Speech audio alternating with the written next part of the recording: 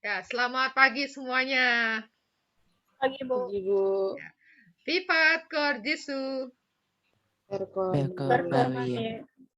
Apa kabar siswa-siswi SMP Santo Antonius kelas 9A? baik, sehat, sehat, luar luar biasa, biasa, dan tetap tetap bahagia. bahagia. Yang tetap bahagia, angkat tangan kanannya. Ya, kalian tutup kamera, mana Bu Guru tahu ya kalau dia bahagia, ya kan? Dia bahagia untuk dirinya sendiri. Saya nggak bahagia, Bu.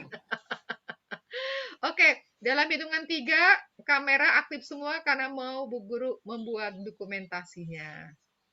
1, 2, cekatan ya, jangan kita waktu itu sayang kalau dibuang-buang hanya untuk menunggu gitu loh. Ya. 3, siap, Bu Guru mau screenshot. Senyum, boleh lah, action boleh action. Ya, 1, 2, 3. Ya, sebentar, Bu Guru kirim ke kelas 9A. Mana 9A? Oh, ini 9A.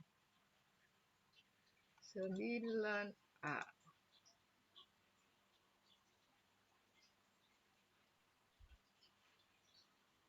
Oke. Nah, kita menuju ke slide PPT untuk materi today. Apakah sudah tampak? Belum, Bu. Belum. Sekarang Udah, juga Bu. belum? Oke. Ya, Rabu 23 Februari 2022. Pesta Santo Polikarpus. Kalau ada yang nama baptisnya Polikarpus, hari ini pesta nama. Ya, ini sengaja Bu Guru karena kita sedang bicara ini tentang perbedaan. Berbeda tetapi kita berusaha untuk selalu bisa hidup bersama. Nah, kita akan awali dengan doa pembuka dan doa pembuka akan dipimpin oleh Marcel.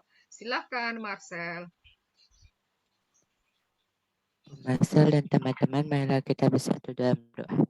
Dan Bapa dan Putra dan Roh Kudus. Amin. Amin. Allah Bapa yang Maha Kuasa, Engkau telah menciptakan kami dalam perbedaan namun sederajat. Ajarlah kami untuk saling mengasihi satu sama lain. Ajarlah kami untuk saling menerima perbedaan yang ada. Sadarkanlah kami meskipun berbeda tetapi memiliki tujuan yang sama. Hidup berbahagia bersama Dikau di surga. Demi Kristus Tuhan dan Juru Selamat kami. Amin. Bapa kami yang ada di surga, dimuliakanlah namamu, datanglah kerajaanmu, jadilah kehendakmu, di atas bumi seperti dalam surga. Berilah kami rezeki pada hari ini dan ampunilah kesalahan kami, seperti kami pun mengampuni yang bersalah kepada kami, dan jangan masukkan kami ke dalam pencobaan, tetapi bebaskanlah kami dari yang jahat. Amin. Santo Antonius, doakanlah kami. Dan Bapa dan Putra dan Roh Kudus. Amin. Terima kasih untuk Marcel yang sudah memimpin doa pembukaan. Ya, Bu Guru juga akan memberi tanda nih kepada yang hadir dan yang kameranya selalu aktif. Ya, Bu Guru akan beri tanda itu. Oke, selanjutnya ada apa di layar berikutnya? Ya, kita sudah sampai di bab yang kelima ya. Orang beriman membangun persaudaraan dengan semua orang. Lalu bab 5 dibagi menjadi 3. Bagian A, kemajemukan agama dan kepercayaan. Berbeda tetapi satu tujuan. Yang B, sikap gereja Katolik terhadap agama dan kepercayaan lain. Dan yang C, kebersamaan itu indah. Ada di dalam bukumu halaman 129. Ya, jadi kita akan berangkat dari halaman 129 dan hari ini kita berfokus pada bab 5 bagian A. Kemajemukan agama dan kepercayaan berbeda tetapi satu tujuan. Nah, kalau kita lihat gambar ini, ya, coba Moses yang hijau ini mau menunjukkan gambar apa ya? Masjid. Ya, tempat ibadah teman kita yang beragama apa? Islam. Islam. Kalau yang Yang lain memang nggak begitu kentara ya. Kalau yang ini deh, yang ini. Buddha. Ya, Buddha. Ya, kalau ini Monas ya, karena ini mau menggambarkan itu ya. Ada wihara, ada kelenteng ya, ada gereja juga ya. Kemajemukan ya, kemajemukan bisa dibaca dengan keanekaragaman ya, pluralisme. Nah, ini kita masuk ke kompetensi dasar ke-8 ya. Lalu ini tujuan pembelajaran kita. Siapa bersedia untuk membacakan?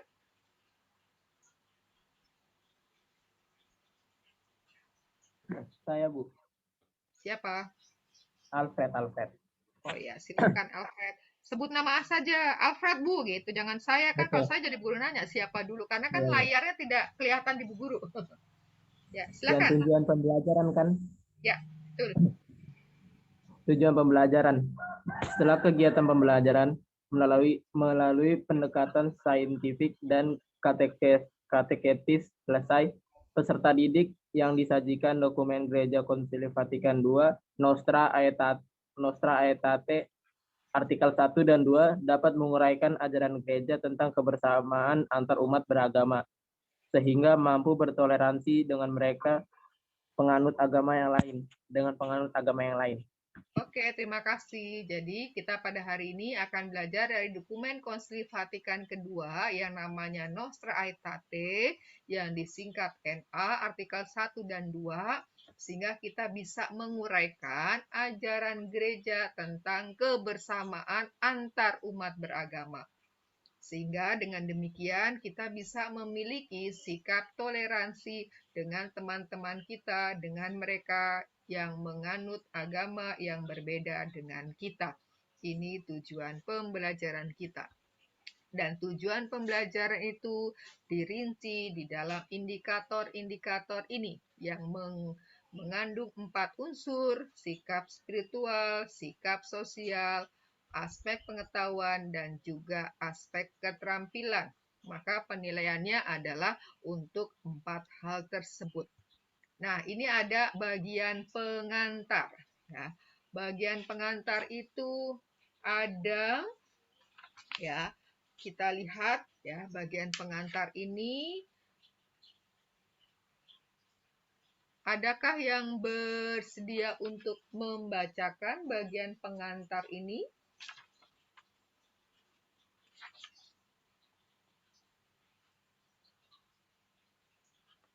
Pedro, Bu. Ya, silakan Pedro. Keanekaragaman agama dan kepercayaan yang ada di tanah air merupakan kenyataan yang sudah hidup sejak lama. Di masa lalu, kehidupan bangsa kita sangatlah rukun dan damai sekalipun banyak perbedaan. Tetapi dalam dasawarsa terakhir ini, keberagaman mengalami jatuh bangun. Keberagaman dan perbedaan perlu disikapi secara arif dan bijaksana. Manusia harus sadar bahwa Allah sendiri menciptakan manusia dalam perbedaan antar satu dengan yang lain dan untuk saling melengkapi dan menyempurnakan. Perbedaan agama juga harus dihayati seperti itu. Sesungguhnya setiap agama mengajarkan perlunya sikap toleran terhadap agama-agama lain. Sayangnya tidak semua umat beragama menghayati hal ini. Oke, yang bagian bawah itu ada catatan ya. Ada catatan kaki untuk memberi pemahaman, pengertian. Mungkin ada bagian yang kita tidak begitu paham artinya. Nah, ini Bu Guru ada salah nulis nih. Ini tetapi ya, salah nulis nih tetapi. Ini ada di halaman 131. Nah, kita dilihat di sini ya bahwa keanekaragaman agama dan kepercayaan yang ada di tanah air kita merupakan kenyataan yang sudah hidup sejak lama. Jadi dari kita belum lahir ini sudah ada ya, sudah ada keanekaragaman agama dan kepercayaan. Apalagi di Indonesia kita sudah ketahui bersama ada 6 agama yang diakui secara resmi oleh negara. Ya, walaupun masih ada beberapa juga kepercayaan masyarakat tradisional. Nah, terhadap keberagaman itu perlu ya memiliki ya orang perlu memiliki sikap-sikap arif dan bijaksana. Jadi dalam menghadapi perbedaan ini, ada sikap-sikap yang hendaknya dimiliki oleh kita, yaitu sikap arif dan bijaksana. Sebenarnya sedikit mirip sih antara arif dan bijaksana kalau lihat pengertian di bawah. Pengertian ini saya ambil dari Kamus Besar Bahasa Indonesia secara daring ya, secara online. Jadi ini saya ambil dari Kamus Besar Bahasa Indonesia daring. Nah, sikap arif dan bijaksana, dan juga satu lagi, sikap apa? Dalam menghadapi perbedaan itu kita harus punya sikap arif, bijaksana, dan satu lagi sikap apa ada di sini? Toleran. Toleran, betul ya, sikap toleran ya. Toleran di sini sudah artinya nanti kita punya sikap tenggang rasa ya, menghormati, menghargai perbedaan dan menerima sebagai suatu kekayaan. Ya, the next siapa bantu baca untuk bagian ini? Siapa? Moses, Bu. Moses, silakan Moses. Perbedaan agama dapat membawa kehancuran. Beberapa waktu yang lalu, di negara kita pun sempat terjadi konflik yang dibalut dengan sentimen keagamaan. Perusakan atau penutupan tempat ibadah satu agama oleh kelompok penganut agama lain. Jadi contoh kasus yang masih sering kita dengar. Kekerasan yang mengatasnamakan agama juga masih terjadi di tengah-tengah kehidupan masyarakat yang pluralis.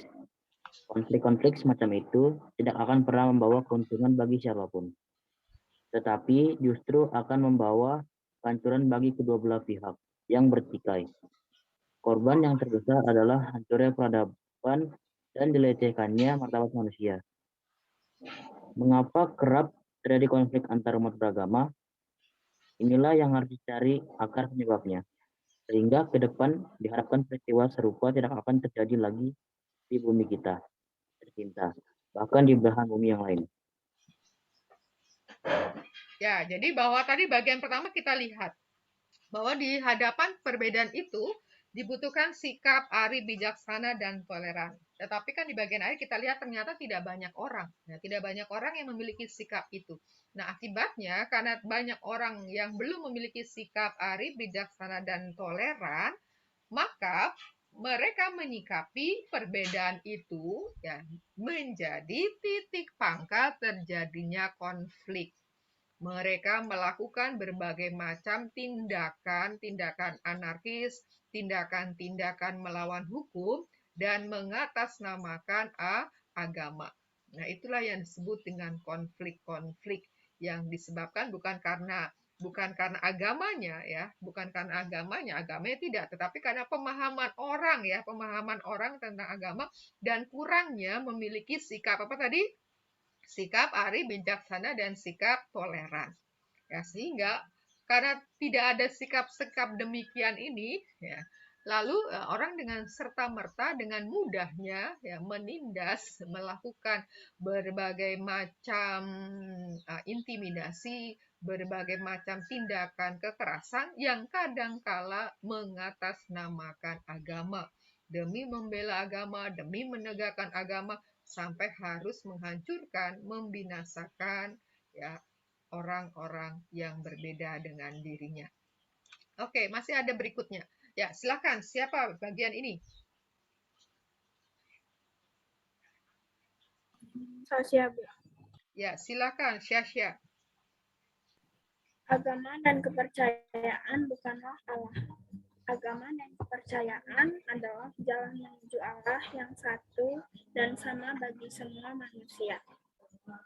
Ada banyak beragam agama di dunia ini yang hendak mengantar manusia menuju Allah. Manusia boleh mencari dan memilih agama yang dianggap paling sesuai. Pandangan semacam ini mengisyaratkan perlunya bersikap terbuka terhadap agama lain. Maka, kita berharap semua elemen bangsa bergandengan tangan mengesampingkan perbedaan untuk mewujudkan persaudaraan bagi semua orang tanpa melihat latar belakang agama dan kepercayaannya. Gereja Katolik secara nyata mendukung terciptanya persaudaraan sejati dalam kehidupan bersama, termasuk dengan mereka yang berbeda agama dan kepercayaan, baik melalui dialog kehidupan dan dialog karya. Sebagai remaja, kita pun dapat melakukan hal serupa dengan ikut serta aktif mewujudkan persaudaraan sejati bagi semua orang. Oke, jadi tadi di bagian pertama kita sudah lihat ya bahwa perbedaan agama dan kepercayaan itu sesuatu yang tidak bisa kita tolak karena sudah ada sejak dahulu, sudah cukup lama ada di Indonesia. Lalu dibutuhkan sikap arif, bijaksana, dan toleran. Akan tetapi di slide yang berikutnya tadi kita lihat bahwa masih banyak orang yang tidak memiliki sikap-sikap demikian, sehingga timbullah berbagai macam konflik ya yang mengatasnamakan agama. Nah, di bagian slide yang ketiga ini kita diajak untuk kembali ya, diajak untuk kembali bahwa sebenarnya agama dan kepercayaan itu bukan Allah ya. Agama dan kepercayaan itu jalan ya menuju Allah yang satu dan yang sama. Ya. Jadi bahwa tujuan setiap manusia itu adalah kembali kepada Allah. Karena manusia berasal dari Allah dan akan kembali kepada Allah. Nah, untuk kembali kepada Allah ini menggunakan sarana. Nah, sarananya itu adalah agama. Jadi agama itu jalan yang membantu orang untuk sampai kepada Allah. Sama atau contohnya demikian. Misalkan saya mau ke Bogor, ya. Tujuan saya Bogor. Untuk sampai ke Bogor, saya bisa menggunakan berbagai macam sarana transportasi. Ya, tinggal mau yang cepat atau lama, ya kan? Saya bisa naik mobil, ya kan? Bisa mobil pribadi. Bisa naik kendaraan umum bus, ya. Bisa naik kereta. Bisa juga naik sepeda motor, ya. Mau naik beca juga bisa, ya kan? Mau naik sepeda juga bisa. Ya. Mungkin mau naik perahu juga bisa menyelusuri sungai-sungai. Ya. Jadi bahwa agama itu seperti alat transportasi yang menghantar kita pada tujuan. Ya. Tujuan kita adalah Allah. Nah, untuk sampai kepada Allah, kita membutuhkan alat transportasinya itu sarana. Nah, sarananya itu adalah agama. Seperti tadi ketika saya mau ke Bogor, saya bisa memilih ya, mau naik motor kah, naik sepeda kah, naik kereta, mau ya mungkin kalau punya helikopter naik helikopter ya kan, kalau punya pesawat pribadi naik pesawat pribadi bisa, itu sarana ya. Nah, oleh karena itu ya, karena mempunyai tujuan yang sama ya, maka perlunya di sini dibangun sikap yang terbuka untuk melihat bahwa memang kita berbeda. Ya, memang ada perbedaan keyakinan, ada perbedaan agama. Nah, orang diajak untuk mengesampingkan perbedaan itu, tetapi marilah kita berjalan bersama-sama untuk mencapai tujuan bersama.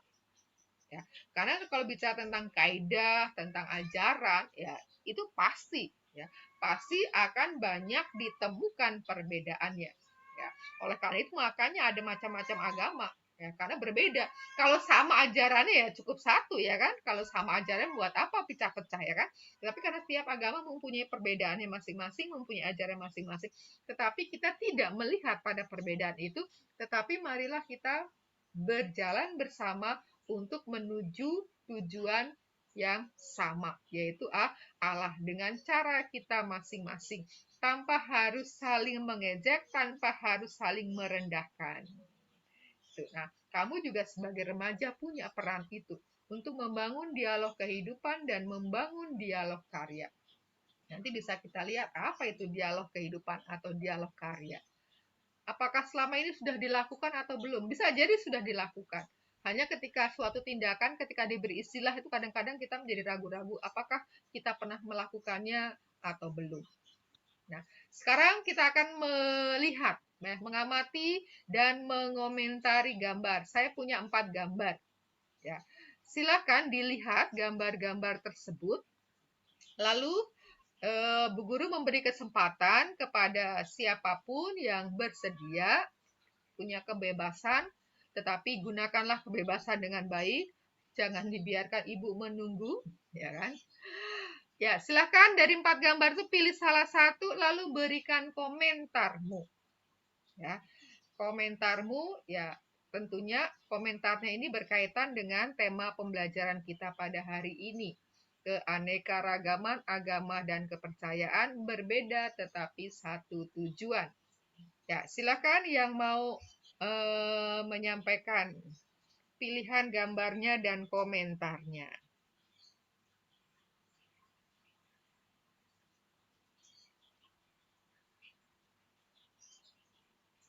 Jadi ada 4 gambar, silakan bebas. Misalkan ada gambar A sudah dipilih, boleh orang lain pilih gambar A karena bisa jadi punya alasan yang berbeda.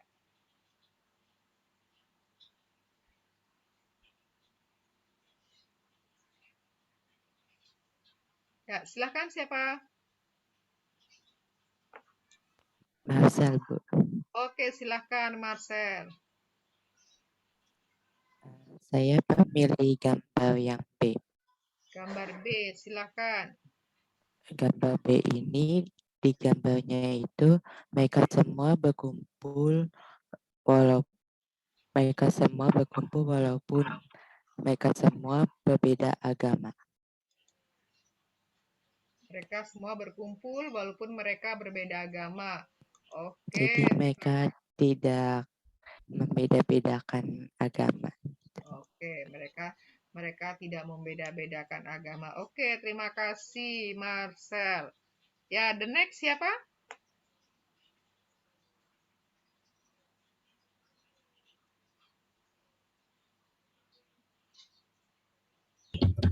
Siap, Bu. Syasha, silakan Syasha. Gambar yang D. Gambar yang D. Iya, gambar Ya, yang D Ya, itu ya. menurut saya itu lagi pada demo supaya orang-orang pada berhenti untuk kekerasan dalam agama gitu. Supaya demi kepentingan bersama juga sih Bu, kalau kekerasan agama itu menurut saya. Oke. Jadi orang demo apa untuk menghentikan ya kekerasan yang mengatasnamakan agama. Oke, terima kasih Syasha. The next siapa lagi?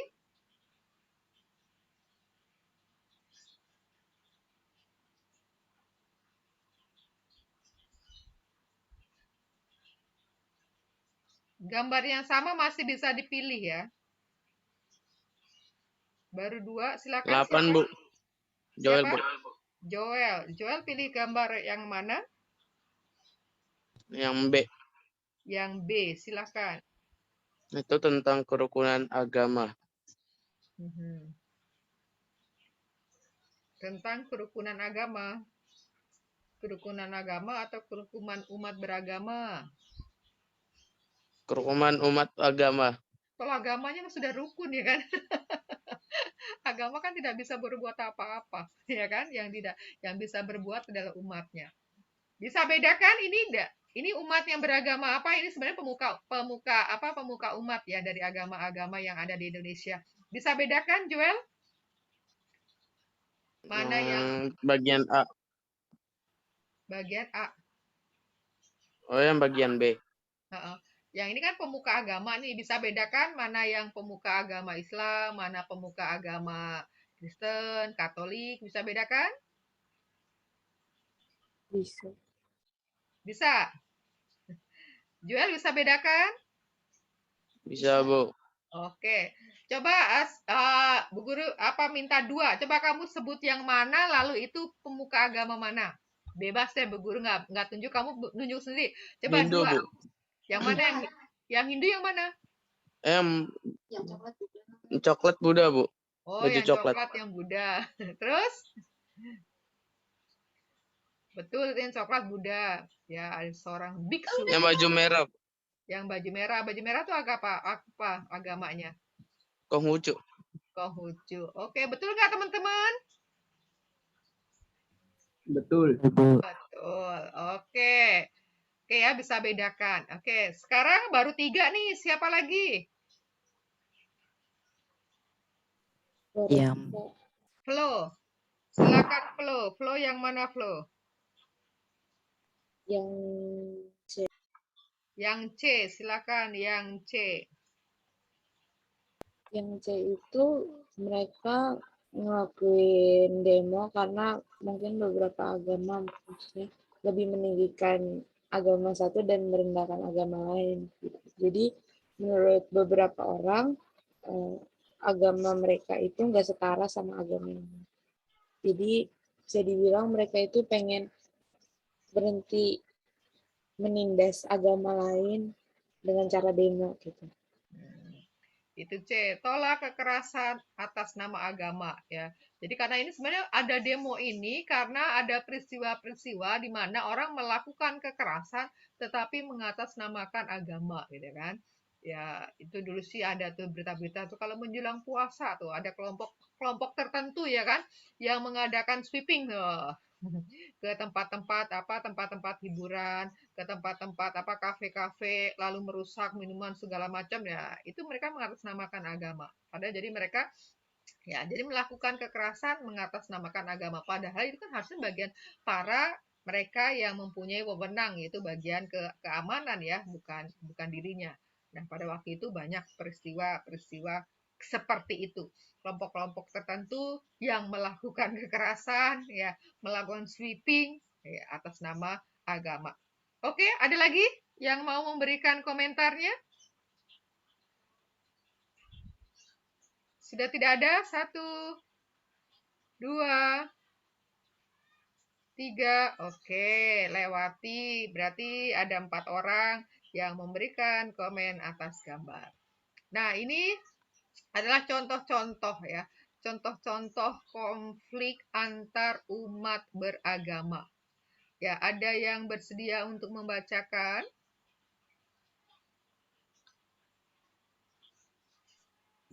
Alfred, Bu. Alfred, silakan Alfred. Contoh-contoh konflik antar umat beragama. 1. Perusakan atau penutupan tempat ibadah salah satu agama oleh kelompok penganut agama lain. 2. Kekerasan yang mengatasnamakan agama. 3. Intimidasi pada kelompok agama tertentu oleh kelompok agama yang lain. 4. Pembatasan kesempatan untuk berkarir karena agama yang dianutnya. 5. Penistaan, penodaan, menjelek-jelekan agama lain. 6. Kewajiban mengenai atribut agama lain. Oke, dari 6 contoh ini adakah yang tidak dipahami?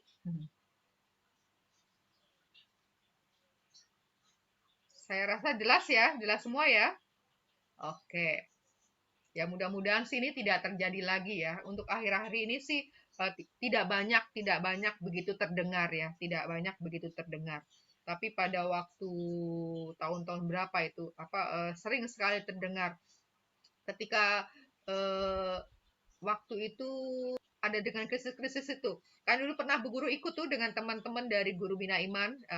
Kita sampai berjaga-jaga di gereja Antonius, gelar tikar di situ karena pada waktu itu kan sedang seru-serunya tuh ada kelompok-kelompok tertentu yang mengancam untuk menghancurkan gereja-gereja. Jadi pada waktu itu kita sampai ngumpul-ngumpul tuh di gereja Antonius, gelar tikar segala macam berjaga-jaga. Padahal kita juga berpikir, lah kalau mereka datang kita buat apa ya? Ya sekarang sih mudah-mudahan sudah menjadi lebih aman walaupun masih terjadi kadangkala 1-2. Tapi harapannya semakin banyak orang yang moderat ya kan sekarang kan semakin digalakan tuh moderasi ya, moderasi beragama ya. Sehingga orang dibawa untuk memiliki sikap toleransi untuk menghargai perbedaan. Harapannya perlahan-lahan hal-hal yang berhubungan dengan perbedaan agama tidak menjadi alasan untuk berkonflik. Nah, ini beberapa yang menjadi penyebab terjadinya konflik antar agama. Walaupun tadi sebenarnya bagian pengantar itu sudah disebutkan. Boleh ada yang bersedia untuk membacakan dengan suara lantang? Floresita. Siap. Silakan Floresita. Beberapa penyebab terjadinya konflik antar umat beragama. 1. Sikap fanatisme yang berlebihan terhadap agamanya sehingga menganggap agamanya yang paling benar dan agama lain dianggap salah. 2. Agama orang lain dianggap sebagai ancaman bagi keberlangsungan hidup agamanya. 3. Agama dijadikan alasan untuk mewujudkan ambisi dan tujuan kelompoknya. 4. Dangkalnya pemahaman terhadap agama yang dianutnya sehingga mudah dihasut oleh pihak lain untuk melakukan niat jahat. 5. Pembiaran dari pihak terkait dalam menangani isu-isu sara, suka, agama, ras, antar golongan. sehingga menimbulkan konflik yang lebih besar. 6. Perbedaan pilihan politik. 7. Ujaran kebencian atau rasisme. Oke, jadi ini beberapa penyebab. Ada yang tidak paham? Kira jelas ya? Rasisme tahu kan ya, rasisme ya? Jangan rasis melihat melihat ras ya. Kadang melihat ras juga akhirnya membawa-bawa juga akhirnya ke agama. Ya, ini jadi penyebab terjadinya tadi yang konflik antar umat beragama. Jadi kalau bicara tentang konflik bukan konflik agama ya, konflik antar umat. Karena yang berkonflik itu bukan agamanya, tetapi umatnya. Agamanya tidak bisa konflik. Berikutnya ada apa? Nah, ini apa yang menjadi akibat dari konflik. Jadi tadi ada konflik, ada penyebab, pasti ada akibatnya. Akibatnya itu sebenarnya banyak, lalu dikelompokkan menjadi 2. Ya, silakan bagian siapa bagian ini untuk membacakan. Joel, Bu. Joel, silakan Joel. Judulnya bisa dibaca. Beri baca supaya menjadi jelas ini Akibat dari bicara konflik tentang apa. antar umat beragama. 1. Membawa kehancuran bagi kedua belah pihak yang bertikai. Rumah ibadah dan sarana-sarana di dalamnya hancur, kehilangan serta benda. 2. Hancurnya perbedaan dan peradaban, dilecehkannya martabat manusia, memunculkan kebencian dan dendam berkepanjangan, memunculkan rasa takut dan merasa tidak aman, mengalami luka-luka, korban jiwa, dan lain-lain. Ya, jadi akibat konflik itu dibedakan menjadi 2. Yang pertama itu menyangkut kerusakan segi materi, ya, materi. Ya, mungkin kalau merusak rumah ibadat, ya rumah ibadatnya rusak. Sarana-sarannya menjadi hancur. Lalu orang kehilangan harta benda. Lalu yang kedua, bisa merusak manusia itu sendiri. Ya, peradaban manusia, martabat manusia itu dilecehkan. Ya, sehingga karena dari konflik itu memunculkan kebencian, lalu ada dendam. Kalau dendam maka ada keinginan untuk membalasnya, ya kan? Maka ini akan terus-menerus menjadi mata rantai yang tidak akan selesai-selesai. Lalu juga memunculkan rasa takut sehingga orang merasa takut kalau mau ketemu. Wah, saya takut kalau bertemu dengan kelompok itu, ya. Sehingga merasa juga tidak aman. Lalu dampak dari tadi tuh yang hancur-hancuran itu bisa mengalami luka-luka, bahkan sampai ada yang korban jiwa. Ya kan, yang pernah waktu itu kita lihat ketika ada orang sedang ibadah, ya kan, dilempari bom, ya kan, yang seperti di Surabaya itu ya. Ada yang meninggal, lalu ada yang dibakar, lalu ada orang yang menjadi korban. Itu akibat, ya. Kerusakan segi material pun bisa merusak kehidupan manusia. Nah, kalau mendengar kata, kan ada orang agama KTP, wah dia mah agamanya KTP. Ya, inilah ya, agama KTP itu sama orang hanya sekedar apa? Sekedar mengaku beragama, tetapi tidak menjalankan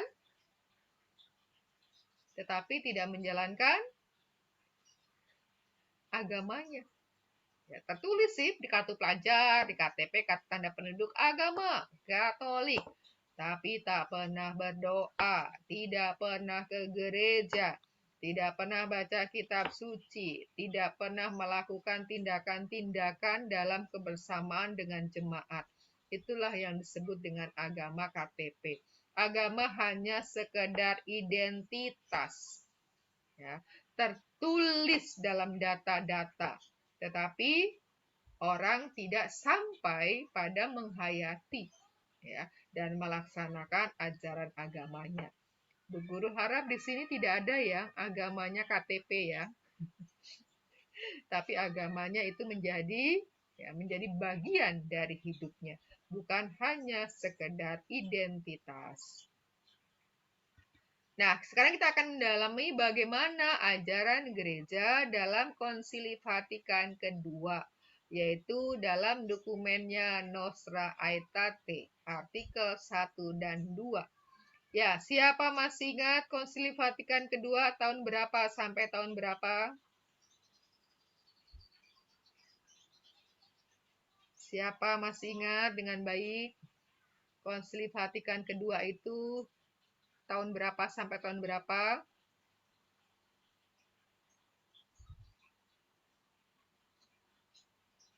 Lupa ya? Flo ingat nggak, Flo? 1962 1962 sampai 1965. Oke, Joel, betul. Pedro. Pedro ya? Oh, Pedro, maaf. Bu. Maaf. Ya, betul, Pedro. Jadi, Konsili Vatikan kedua dilaksanakan tahun 1962 sampai 1965. Ada berapa dokumen yang dihasilkan Konsili Vatikan kedua? Berapa dokumen? 2. Apa? 2. 2. Sedikit sekali. Banyak, Bu. 16. Banyak, ada berapa banyaknya? 16. Berapa? 16 apa 15?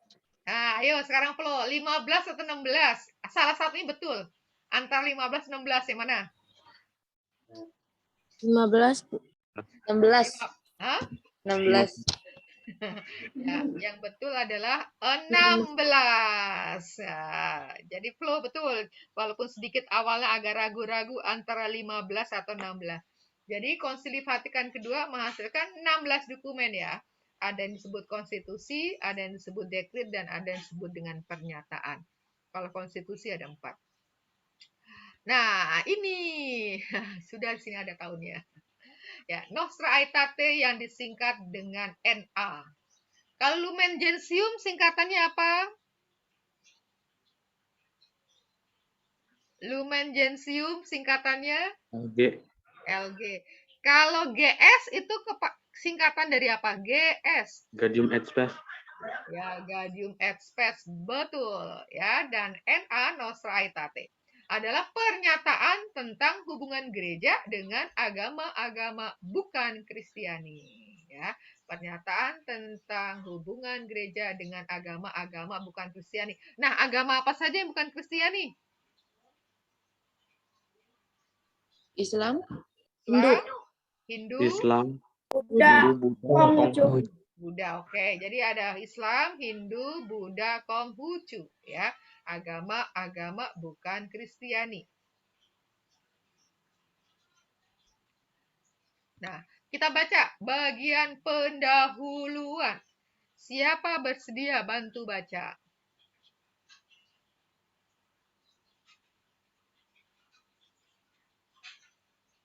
Siapa? Marcel, Bu. Marcel, silakan Marcel. 1. Pendahuluan. Pada zaman kita, bangsa manusia semakin erat bersatu dengan hubungan-hubungan antara berbagai bangsa berkembang. Gereja mempertimbangkan dengan lebih cermat manakah hubungannya dengan agama-agama bukan Kristiani. Dalam tugasnya mengembangkan kesatuan dan cinta kasih antar manusia, bahkan antar bangsa. Gereja di sini terutama mempertimbangkan manakah hal-hal yang pada umumnya terdapat pada bangsa manusia dan yang mendorong sesama untuk bersama-sama menghadapi situasi sekarang. Sebab semua bangsa merupakan satu masyarakat, mempunyai satu asal, sebab Allah menghendaki segenap manusia mendiami seluruh muka bumi. Semua juga mempunyai satu tujuan terakhir, yakni Allah, yang penyelenggaraannya, bukti-bukti kebaikannya, dan rencana penyelamatannya meliputi semua orang sampai para terpilih dipersatukan dalam kota suci. yang akan diterangi oleh kemuliaan Allah. Di sana bangsa-bangsa akan berjalan dalam cahayanya. Dari berbagai agama mengharapkan jawaban tentang teka-teki keadaan manusiawi yang tersembunyi yang seperti di masa silam. Begitu pula sekarang menyentuh hati manusia secara mendalam. Apakah manusia itu? Manakah makna dan tujuan hidup kita? Manakah yang baik dan apakah dosa itu?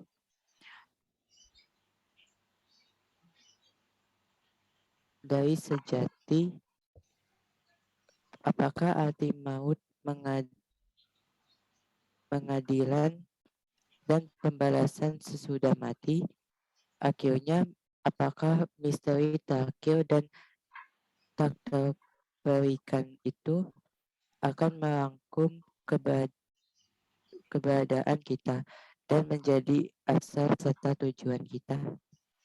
Oke, terima kasih. Jadi kita lihat sini ya, pada zaman kita, ya pada zaman kini, bangsa manusia semakin erat bersatu dan hubungan-hubungan antara pelbagai bangsa juga berkembang. Ya kita lihatlah kemajuan teknologi zaman sekarang ini ya kan. Kita komunikasi dilancarkan. Nah, seperti sekarang ini, ya, kita tidak bisa tatap muka di kelas, kita bisa tatap maya ya. Tatap maya kita bisa berkomunikasi, ini adalah perkembangan zaman. Nah, ini sarana yang menyatukan ya, sarana yang bisa mendekatkan. Maka dengan kemajuan teknologi pada saat yang sama ya, dalam perbedaan sekian detik saja, kita sudah bisa mengetahui kejadian di tempat yang lain. Ya. Sama ini Bu Guru ketika terjadi gempa di Indonesia, Bu Guru belum baca beritanya. Teman Bu Guru yang di Italia sudah tanya, itu gempa terjadi di mana? Saya ini belum baca beritanya, tetapi orang yang di dunia sebelah sana malah sudah lebih sudah mengetahui lebih dahulu. Ya, itulah kemajuan teknologi yang membuat juga bahwa manusia dari berbagai bangsa bisa melakukan ya hubungan ya, bisa melakukan komunikasi, bisa saling bertukar informasi. Siapa yang pagi ini sudah bertukar informasi dengan teman-teman di dunia belahan lain? Mungkin di dunia belahan lain, soalnya di Eropa mereka sedang sekarang jam berapa nih? Oh, mereka masih malam. pagi. Iya, karena mereka 6 jam lebih lambat dibandingkan kita. Katanya di sana dingin. Mereka sekarang menjelang musim semi, menjelang nanti bulan Maret ya. Sudah mulai nih tanaman-tanaman sudah mulai bertunas. Wah, sebentar lagi bagus ya. Indah. Nah, kalau lihat foto-foto yang mereka kirimkan dari sana, wow. Kalau musim semi itu paling bagus. Oke, kita lihat situ ya. Kemudian gereja mempertimbangkan dengan cermat manakah hubungan dengan agama-agama bukan Kristiani. Dalam tugasnya mengembangkan kesatuan, nah gereja punya tugas untuk mengembangkan kesatuan dan cinta kasih antar manusia, bahkan antar bangsa.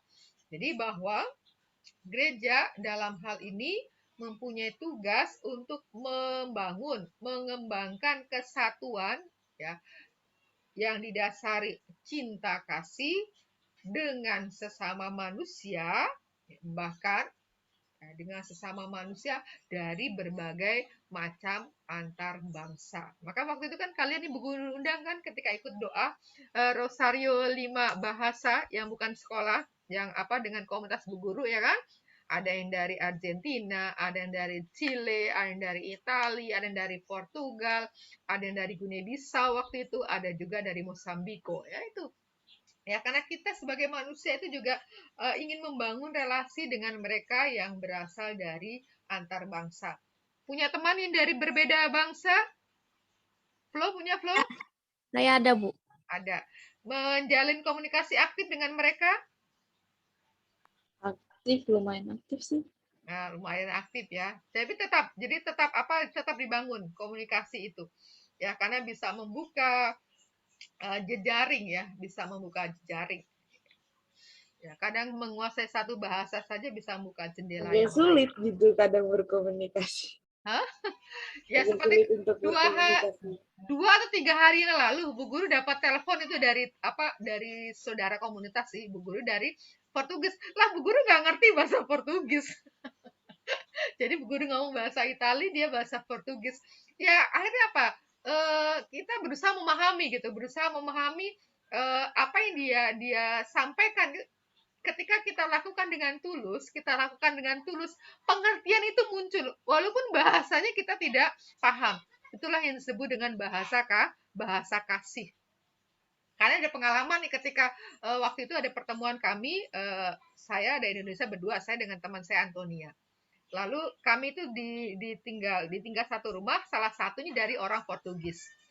Teman saya ini Antonia tidak ngerti bahasa Itali, tidak ngerti juga bahasa Portugis. Nah, ini orang Portugis apalagi nggak ngerti bahasa Indonesia. Bahasa Itali masih bisa menangkap, tapi nah teman saya ini yang orang Portugis doa brevir, kami adakan doa harian. Doa brevir pakai bahasa Portugis. Rupanya dia salah hari ini dibacakan. Nah, teman saya Antonia tahu kalau itu salah, padahal nggak ngerti bahasanya. Itu apa? Karena bahasa kasih ya. Bahasa kasih itu bisa mengatasi perbedaan. Ya sama ketika dulu pertama kali saya datang, saya nggak ngerti bahasa Itali. Ya pakailah bahasa Inggris yang waktu itu bahasa Inggris gagap-gagap. Karena belum terbiasa juga. Tetapi ketika ada ketulusan hati ya, ada kasih, itu eh, lancar aja gitu. Maksudnya bisa saling memahami gitu. Kan apa dengan bahasa senyuman aja kita bisa menangkap. Itulah jadi ketika ada kasih ya perbedaan itu ya jalan. Lain halnya ketika kita harus rapat ya. Kalau kita harus rapat, kita harus seminar ya itu memang menjadi kendala kalau kita tidak bisa memahami. Ya. Tapi kalau di dalam percakapan, dalam pergaulan ya enggak masalah itu perbedaan. Seringkali Bu Guru kalau ketemu kan nggak ngerti itu bahasa lain ya. Dia ngomong apa, saya ngomong apa ya itu oke jalan aja. Nah, itu ya. Jadi di sini ya membangun kesatuan dan cinta kasih ya. Kemudian dasarnya apa? Karena di sini gereja melihat bahwa semua bangsa ya, itu satu masyarakat dunia yang mempunyai asal yang sama. Berasal dari mana? Bangsa manusia berasal dari mana? Siapa yang menciptakan manusia? Allah. Allah, ya kan? Jadi manusia berasal dari satu asal yaitu dari Allah. Ya. Lalu manusia yang berasal dari Allah yang sama, yang satu itu menuju ke tujuan akhir yang sama, yaitu manusia. Maka tadi dilihat bahwa agama itu bukan tujuan. Tujuan itu adalah Allah, agama adalah jalan. Ya, jadi gereja mengapa membangun relasi, membangun hubungan dengan manusia dan antar bangsa karena menyadari bahwa kita itu satu masyarakat dunia berasal dari satu ya asal yang sama dan punya tujuan yang sama yaitu Allah. Nah, katakan bahwa semua juga mempunyai satu tujuan terakhir yakni Allah yang penyelenggaraannya, bukti-bukti kebaikannya, dan rencana penyelamatannya meliputi semua orang. Sampai para terpilih dipersatukan dalam kota suci. Jadi ketika pada awal kelas 9 kita sudah belajar kan bahwa Allah berkehendak menyelamatkan semua orang. Jadi tidak ada yang luput. Hanya persoalannya kalau ada yang tidak selamat itu karena manusianya yang menolak untuk diselamatkan. Tapi bahwa Allah membuka keselamatan itu untuk semuanya. Karena kan semuanya Allah ciptakan. Gak mungkin Allah membuang apa yang sudah diciptakan itu. Nah, kalau sampai ada yang tidak selamat, karena orang itu yang menolak. Ya, menolak untuk diselamatkan. Nah, kemudian di alinea ketiga itu akan tampak bahwa di dalam agama-agama ya, kan orang hidup tuh punya macam-macam pertanyaan ya, pertanyaan-pertanyaan dasariah. Mungkin juga ini punya muncul pertanyaan-pertanyaan ini di dalam hatimu. Nah, pertanyaan-pertanyaan mendasar ini manusia berusaha untuk menemukan jawabannya. Dan jawaban itu ditemukan di dalam agama. Karena agama itu menjelaskan manusia itu berasal dari mana, lalu manusia itu menuju kemana. Ya, jadi kita sudah pernah melihat bahwa salah satu motivasi orang beragama adalah untuk menemukan jawaban. Ya, menemukan jawaban atas pertanyaan-pertanyaan mendasar. Nanti kalau mati kemana? Mati rasanya apa? Mereka harus mati kan nggak rasa apa-apa ya kan? Oke, nah ini sekarang yang artikel kedua. Ya, silakan siapa mau membantu membacakan yang artikel kedua. Tadi artikel 1. Ini NA artikel 2. Siapa? Floresita, silakan Flore. Berbagai agama bukan Kristen. Sudah sejak dahulu kala hingga sekarang, ini di antara pelbagai bangsa terdapat suatu kesadaran tentang daya kekuatan yang gaib, yang hadir pada perjalanan sejarah dan peristiwa-peristiwa hidup manusia. Bahkan kadang-kadang ada pengakuan terhadap kuasa ilahi yang tertinggi ataupun bahkan kesadaran dan pengakuan tadi merasapi kehidupan bangsa-bangsa itu dengan semangat religius yang mendalam. Adapun agama-agama yang terikat pada perkembangan kebudayaan, berusaha menanggapi masalah-masalah tadi dengan paham-paham yang lebih rumit dan bahasa yang lebih terkembangkan. Demikianlah dalam Hinduisme, manusia menyelidiki misteri ilahi dan mengungkapkannya dengan kesuburan mitos-mitos yang melimpah, serta dengan usaha-usaha filsafat yang mendalam. Hinduisme mencari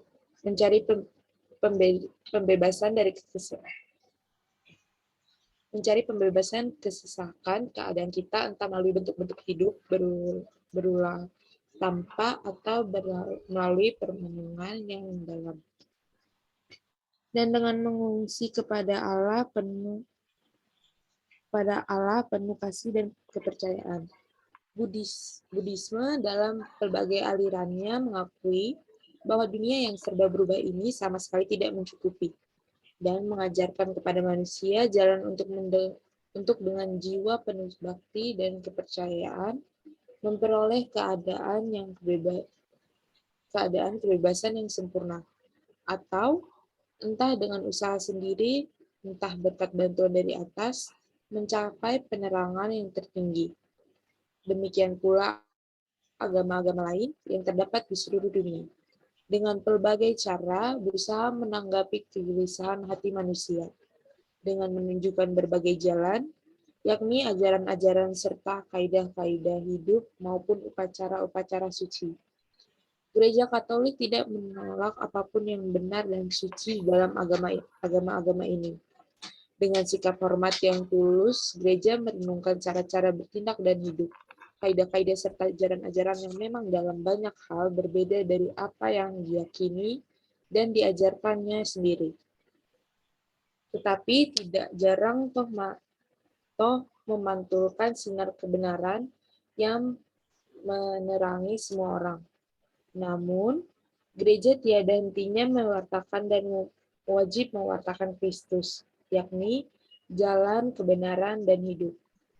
Yohanes 14 ayat 6. Dalam Dia manusia menemukan kepenuhan hidup keagamaan. Dalam Dia pula Allah mendamaikan segala sesuatu dengan dirinya. Maka gereja mendorong para putrinya supaya dengan kebijaksanaan dan penuh kasih, melalui dialog dan kerjasama dengan para penganut agama-agama lain, sambil memberi kesaksian tentang serta perihidup Kristiani, mengakui, memelihara. Nggak kebaca ya? Nggak kebaca. Mengakui, memelihara, dan mengembangkan harta kekayaan rohani dan moral, serta nilai-nilai sosio-budaya yang terdapat pada mereka. Oke, pada bagian yang kedua, ini terlihat bahwa di dalam setiap agama yang bukan Kristiani, mereka juga mengakui ada kekuatan atau kuasa ilahi yang tertinggi. Ya, mereka menyebutnya dengan sebutan yang berbeda-beda. Lalu di sini Hinduisme, Buddhisme pun demikian mengakui hal itu. Nah, terhadap perbedaan itu, di sini kata kuncinya ada di yang di guru tulis warna merah. Ya, bahwa gereja Katolik tidak menolak apapun yang benar dan suci di dalam agama-agama ini. Jadi bahwa gereja Katolik melihat bahwa dalam agama-agama lain pun ada hal yang benar, ada hal yang suci dan gereja tidak menolak. Nah, gereja menerima itu, mengakui bahwa ada yang benar dan ada yang suci. Nah, berikutnya dengan sikap hormat yang tulus, gereja merenungkan cara-cara bertindak dan hidup, kaidah-kaidah serta ajaran-ajaran yang memang dalam banyak hal berbeda dan apa yang diyakini dan diajarkannya sendiri, tetapi tidak jarang toh memantulkan sinar kebenaran yang menerangi semua orang. Ya, jadi walaupun kaidah-kaidah ajarannya bisa jadi berbeda, tetapi bisa saja dalam perbedaan itu memantulkan sinar kebenaran yang menerangi semua orang. Hanya di sini nanti ada kewajiban nih. Umat yang sebagai pengikut Kristus tetap punya kewajiban untuk mewartakan Yesus sebagai jalan, kebenaran, dan hidup. Lalu yang bagian artikel bawahnya itu, bahwa gereja mendorong setiap anggotanya, ya putranya. Nah, kalau disebut kata putranya itu berarti adalah anggota gereja, ya. Mendorong setiap anggota gereja, ya, supaya dengan bijaksana dan penuh kasih melalui dialog karya, ya. Dialog kehidupan itu orang sharing, ya, sharing pengalaman hidup atau orang mengadakan perbincangan, perjumpaan untuk bahas-bahas masalah yang menyangkut kehidupan manusia. Kalau dialog karya, bahwa orang yang dari berbagai macam agama itu mengadakan suatu kegiatan bersama, misalkan bakti sosial, karya kesehatan, atau kita membangun membangun panti asuhan tertentu, lalu sama-sama itu dilakukan, ya, atau membuat suatu lapangan pekerjaan tertentu yang terbuka untuk semua orang dari berbagai macam agama, itu dialog karya. Jadi kita berbagi, ya, berbagi dalam bentuk tindakan-tindakan, ya, berkolaborasi. Ya, kalau dialog kehidupan itu orang mengadakan sharing pengalaman, kemudian membahas suatu masalah tertentu, bagaimana kita menyikapinya, misalnya bagaimana kita mengentaskan kemiskinan, apa yang bisa kita buat. Nah, itu namanya dialog kehidupan. Ya, kalau lalu melakukan tindakan-tindakan tadi, baksos, kemudian mengadakan, yuk kita bangun ini. Nah, itu namanya dialog karya. Oke, ini pertanyaan ini adalah untuk nanti bisa dipelajarin untuk mendalami semakin dalam dokumen Nostra Aetate artikel 1 dan 2. Nah, ini adalah beberapa usaha untuk mewujudkan persaudaraan sejati dengan semua orang. Ya, saya rasa bagian ini tidak ada yang sulit untuk dipahami, ya. Apakah ada yang sulit untuk dipahami bagian ini? Istilah-istilahnya? Itu yang nomor 1. Menggunakan istilah agama pada tempatnya. Nah, ini seringkali kan kadangkala kita menggunakan istilah agama orang lain tidak pada tempatnya. Kadangkala kita ikut mengucapkan tanpa tahu artinya. Astagfirullah. Ya kan suka mengucapkan gitu. Tahu nggak tuh artinya? Ya kan? Nah, ketika kita tidak paham, tidak perlu mengucapkan itu. Kadang-kadang kita ikut-ikutan, latah-latah. Itu kita menggunakan istilah agama tidak pada tempatnya. Apalagi tuh, kan sering kali tuh karena kita sering mendengar lalu latah-latah tuh, kita latah-latah mengucapkan tanpa kita tahu maknanya. Oke ya. Jadi kalau kita tidak tahu jangan sampai mengucapkan. Karena bisa jadi orang lain memandangnya itu menjadi pelecehan. Ya. Nanti bisa jadi kena penistaan, ya kan? Oke, ada lagi? Ya, udah ya, saya rasa ini bahasanya, kata-katanya mudah dipahami. Nah, ini catatannya silahkan nanti dibaca. Nanti catatannya juga Bu Guru kirim, walaupun ada sebenarnya dalam bukumu, tetapi bisa untuk menjadi penunjang untuk pelengkap ya. Untuk refleksi, ini direfleksikan saja secara pribadi, ya, hasilnya tidak usah dikirimkan, tapi kalau mau berbagi, silahkan, Bu Guru siap untuk menerima dan membacanya. Nah, coba Bu Guru mau tes kalau ini. Flo, apa jawabannya nih? Ya atau tidak? 1. 1 tidak. 2.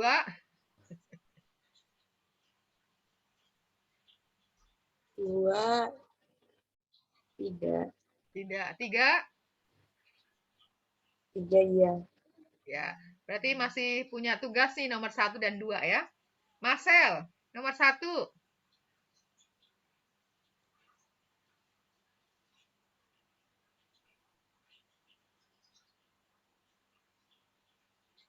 Satu apa? Iya atau tidak? Suaranya nggak masuk?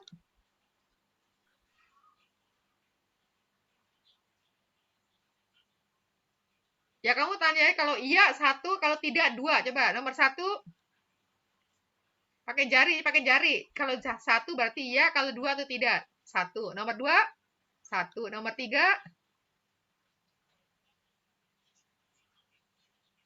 nomor 3, tidak. Oke, terima kasih kejujurannya.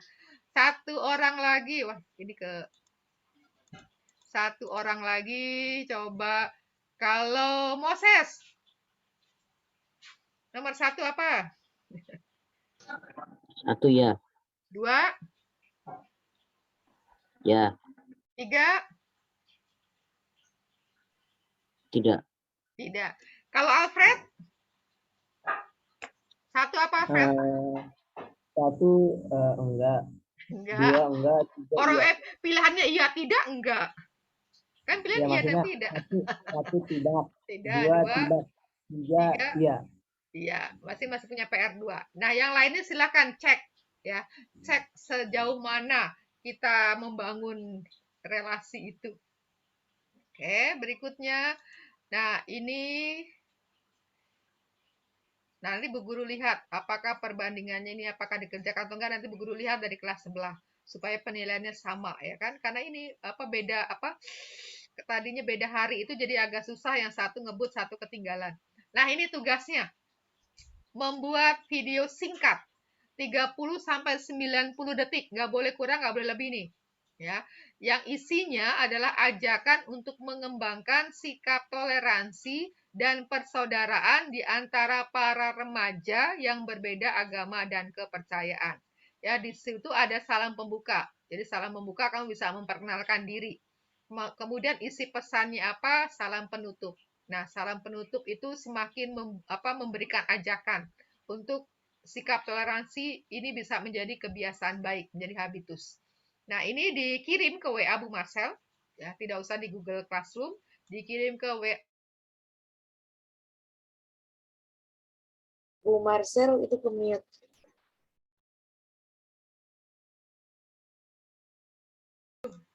Tapi tadi sampai mana? Apa kedengeran ya? Jadi Dikirim kirim ke Abu Marcel paling lambat hari Jumat 25 Februari 2022 pukul nih menjelang pukul 12 malam ya. Karena kemarin kelas B ada loh sampai last minute menjelang menjelang dini hari, bahkan udah lewat dini hari. Oke, nah kalau bisa jangan dimasukkan di YouTube-mu, jangan dimasukkan ke YouTube-mu karena nanti Bu Guru akan pilih yang menurut Bu Guru baik, nanti akan Bu Guru bandingkan dengan kelas sebelah. Jadi dari kelas sebelah yang sudah mengirim itu akan Bu Guru pilih yang terbaik, yang tidak pakai channel YouTube. Kelasmu juga akan Bu Guru pilih yang terbaik, beberapa yang terbaik, yang tidak pakai channel YouTube. Dan nanti akan Bu Guru masukkan di linknya Bu Guru. Lalu nanti yang terbaik silahkan yang namanya terpilih kamu menyebarkan. Nanti siapa yang mendapat dukungan punya videomu itu dilihat paling banyak, Bu Guru siapkan hadiah. Ya waktu itu ketika mau yang tentang prokes banyak yang tidak mengumpulkan, cuma 1-2 orang yang mengumpulkan, maka tidak bisa dilombakan itu. Dulu yang prokes itu pernah kelas angkatannya Clara. Ya, dulu angkatannya Clara kelas 9A, 9B, Clara dengan Laura dulu yang dipertandingkan. Dan waktu itu Clara yang mendapat suara terbanyak ya. Maka yang tidak di channel YouTube yang Bu Guru akan masukkan ya. Jadi kirim yang kamu belum masukkan ke channel YouTube-mu. Karena nanti akan Bu Guru masukkan di linknya Bu Guru yang terbaik menurut Bu Guru. Dan nanti kamu silakan share, nanti akan Bu Guru beri batas waktu sampai kapan. Ya nanti untuk yang mendapatkan like terbanyak atau penonton yang terbanyak itu ya akan Bu Guru siapkan hadiah. Oke? Yes, kerjakan dengan baik. Kelas sebelah tuh ada loh yang hari itu diberikan, nggak lama kemudian dia ngumpulkan, karena apa? Cuman nggak ada 2 menit kan? Tinggal kamu tulis aja dulu kata-katanya. Tulis kata-katanya supaya nggak gelagapan, ya kan? Langsung divideokan. Nah, sebenarnya kalau ada niat, itu cepat orang nggak sampai di 5 jam juga. Yang penting kan bikin kata-katanya dulu, kata-katanya ditulis sehingga menjadi lancar. Oke, kita tutup dengan doa. Tadi Joel, silakan Joel. Bu Marcel itu bajunya pakai seragam atau? Oh, baiknya pakai seragam. Ya, baiknya pakai seragam. Ya. Ini masih bukan. Ya, Joel, silakan itu doa. Nanti kalau masih ada pertanyaan tentang tugas, nanti bisa kita lanjutkan. Kita tutup dulu dengan doa, nanti yang sudah jelas bisa meninggalkan forum, yang belum jelas bisa tanya lagi. Oke? Ya, silakan Joel. Terima kasih untuk teman-teman. Mari kita bersatu dalam doa. Dalam nama Bapa dan Putra dan Roh Kudus. Amin. Allah Bapa sumber segala cinta, tujuan setiap manusia. Betapa kami bersyukur kepadamu yang telah menciptakan kami dalam perbedaan, sehingga kami dapat saling melengkapi dan saling memperkaya. Jauhkan kami dari sikap egois, sombong, dan menganggap diri paling benar. Jadikanlah kami satu dengan yang lain sebagai saudara. Semua ini kami angkat ke dalam kuasa tangan-Mu dengan pengantara Kristus, Tuhan dan Juru Selamat kami. Amin. Salam Maria, penuh rahmat Tuhan sertamu. Terpujilah engkau di antara wanita, dan terpujilah batu tubuhmu Yesus. Santa Maria Bunda Allah, doakanlah kami yang berdosa ini, sekarang kami waktu mati. Amin. Santo Antonius, doakanlah kami. Amin. Dalam nama Bapa dan Putra dan Roh Kudus. Amin. Terima kasih Joel yang sudah memimpin doa penutup. Ya, kita nyanyikan Mars SMP Santo Antonius. Silakan dengan sikap yang baik. Nah, ini ya, kalau semua orang itu bisa bersaudara. Wow, indahnya ya kan?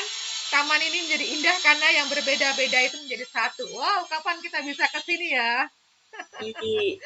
Inilah musim semi ya kan? Indahnya musim Belanda semi. banyak tuh kayak gitu.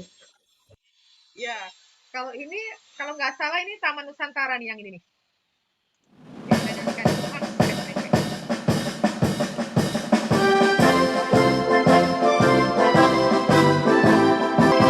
Dijiwai semangat SC memiliki iman cerdas dalam hidup, tingkatkan prestasi belajar mengajar. SMP Antonius pertama, SMP Antonius sekolahnya. Ya, sebentar lagi para penyanyinya jadi alumni nih. Bentar lagi jadi alumni. Oke, terima kasih untuk kebersamaannya. Kalau nanti ada yang masih bertanya tadi tentang tugas, boleh bertanya. Yang tidak ada pertanyaan, ya silakan. Lalu tugas-tugasnya ya, masih tuh Google Classroom-nya tuh, termasuk Alfred tuh. Tidak ya, tugasnya itu belum diselesaikan. Mau melihat? Banyak loh, masih banyak tugas yang tidak ada tugasnya maksudnya ya. Lihat sebentar lagi, itu untuk nilai rapot loh, karena kamu sudah tidak ada PTS, itu akan menjadi nilai rapot. Jadi nilai yang ada di Google Classroom itu akan menjadi nilai rapot. Dan nilai rapot dari kelas 7, 8, 9 itu menjadi salah satu poin juga yang menentukan kelulusan. Jadi kelulusan adalah dari nilai rapot dan nilai ujian. Ujian praktek dan juga ujian tertulis. Ini PAS nanti atau PAT ini adalah untuk nilai rapot semester 6. Jadi silakan segera diselesaikan karena ini operator harus sudah mengisi Sidanira. Ya, Sidanira itu adalah sistem ya di mana nilai-nilai itu harus masukkan di situ. Nanti barulah itu akan siapa yang boleh ikut ujian dari data-data itu ya. Jadi silakan Google Classroom-nya diperhatikan, jangan biasakan menunda-nunda, nah, karena itu akan merepotkan diri kalian. Oke, terima kasih untuk bersamaannya, tetap jaga prokes. Yang masih mau bertanya, silakan stay di sini tentang tugas tadi. Oke?